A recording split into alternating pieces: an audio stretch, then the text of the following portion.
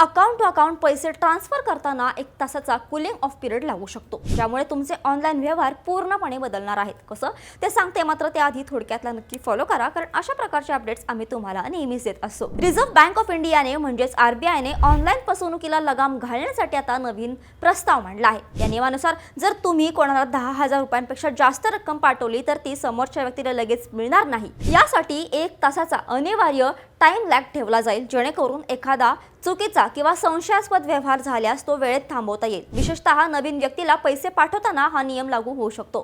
Digital payment अधिक सुरक्षित करण्यासाठी आणि सायबर गुन्हेगारांपासून सर्वसामान्यांचे पैसे वाचवण्यासाठी सरकारने हे मोठं पाऊल उचललं आहे. सध्या हा प्रस्ताव चर्चेत असला तरी लवकरच याची अंमलबजावणी होण्याची शक्यता आहे, ज्यामुळे ग्राहकांना आपली चूक सुधारण्याची संधी मिळेल. आरबीआयचा हा सुरक्षेचा निर्णय तुम्हाला योग्य वाटतो की डोकेदुखी? तुमचं मत खाली कमेंट्समध्ये नक्की सांगा.